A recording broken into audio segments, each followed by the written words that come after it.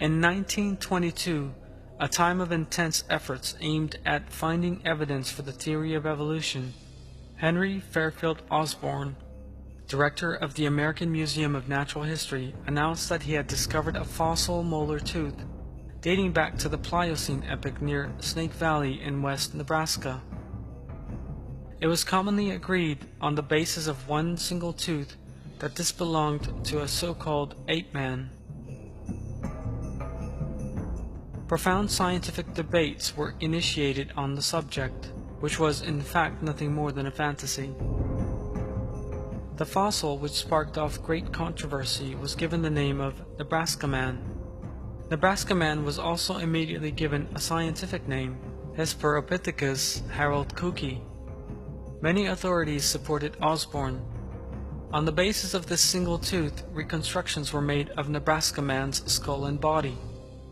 They went even further and published illustrations of Nrbraska Man with his wife and children and their natural environment. Once again, evolutionists began mobilizing all the means at their disposal for a fictitious scenario. William Bryan, a politician from the state of Nebraska, correctly maintained that the evidence regarding Nrbraska Man was totally inadequate, that the evidence available proved nothing, and that people needed to wait for a while longer.